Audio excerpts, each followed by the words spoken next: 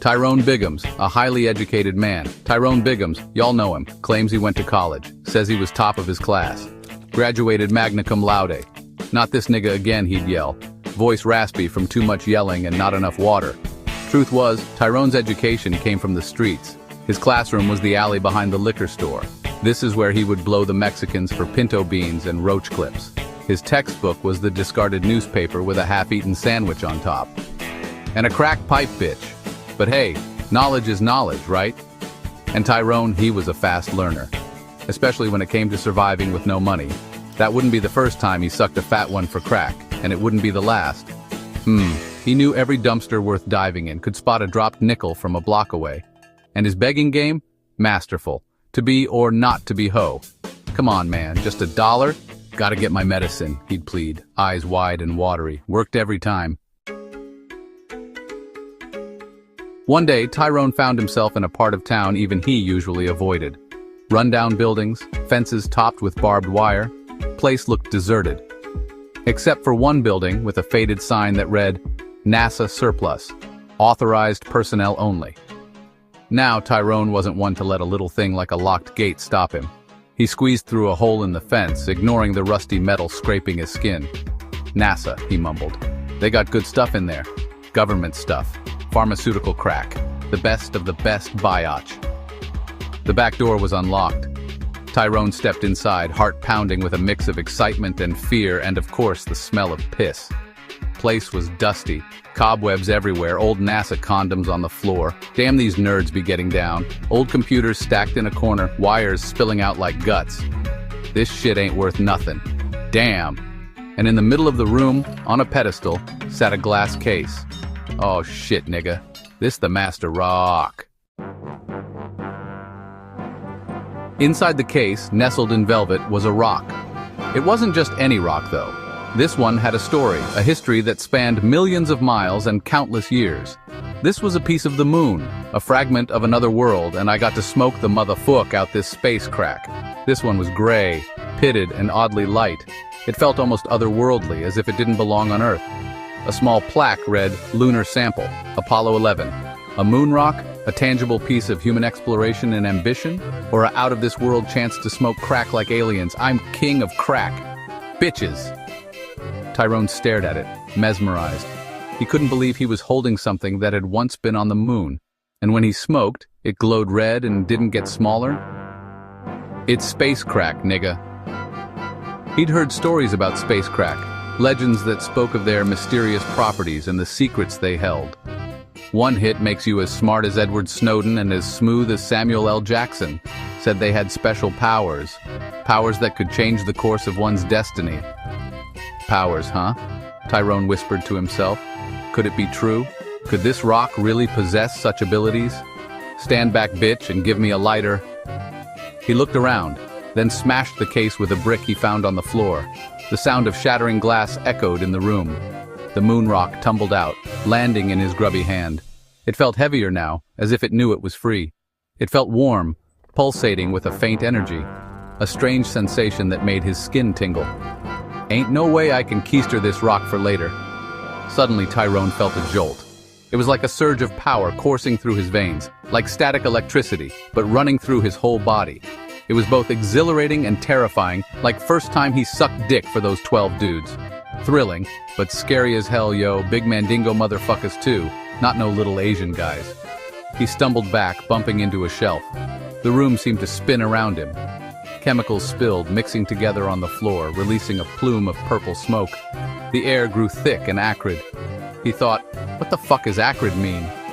Tyrone coughed, waving his hands. Aw man, what the... He could barely see through the haze, but he knew one thing for sure. This was no ordinary rock. Moonrock madness. Tyrone's transformation. When the smoke cleared, Tyrone looked at himself. His hands, they were glowing. It was as if he had absorbed the very essence of the moon itself, and his clothes, they seemed brighter, cleaner. The transformation wasn't just skin deep, it was as if his entire being had been renewed. He felt different too, stronger, faster, smarter even. 1 + 0 is 2, Terrence. Every fiber of his body buzzed with newfound energy and potential. He looked at the moon rock in his hand. It was the source of his transformation, a mysterious artifact that had changed his life in an instant. "This ain't no ordinary rock," he said, voice filled with awe.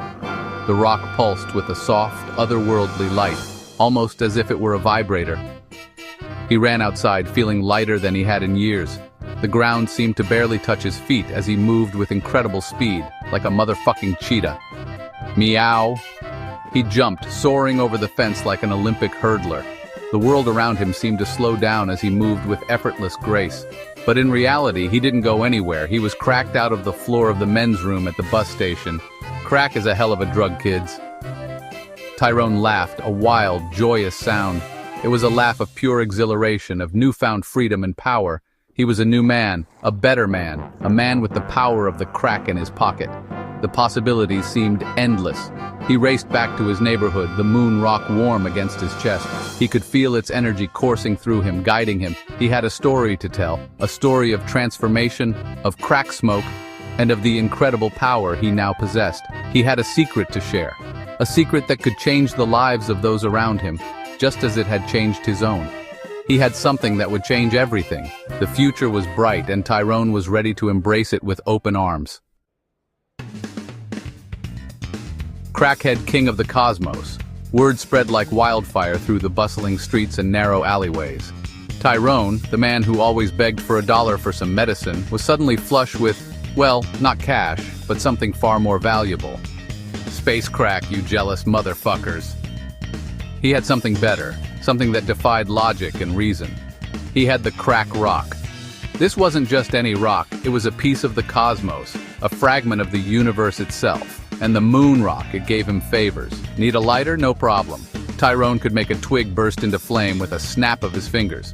Hungry? He could make a single potato chip taste like a 5-course meal. Want to fly? Well, Tyrone was still working on that one, but he could make you jump real high. Higher than you ever thought possible. He became a legend, a myth in the making, the crackhead king of the cosmos. People flocked to him, offering him whatever they could for a taste of the moon rock's power. They came with hopes, dreams, and a little bit of the old crack. He helped them in his own way. He gave them hope. He gave them laughter. He gave them Tyrone. In a world that had forgotten them, he made them feel seen.